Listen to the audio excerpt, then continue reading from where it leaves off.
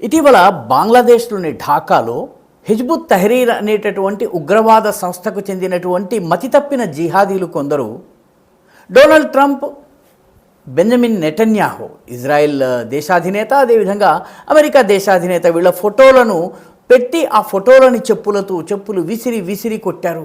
America down down, Israel down down అని.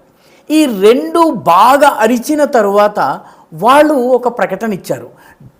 బంగ్లాదేశ్ పునర్నిర్మాణంలో బంగ్లాదేశ్ ఆర్థిక వ్యవస్థను చక్కదిద్దేందుకు అమెరికా సహకారం కావాలి, అమెరికా మాకు రుణాలు ఇవ్వాలి అని చెప్పి డిమాండ్ చేశారు. ఒకవైపు ఆ దేశాధినేతని చెప్పుతో కొడుతూ, మరొక వైపు ఆ దేశాధినేత దగ్గరే రెండు చేతులు చాచి మాదా కబళం అనడం అనేది కేవలం బంగ్లాదేశ్లో ఉన్నటువంటి జహాదీ మానసికత ఉన్న వాళ్లకు మాత్రమే చెల్లింది.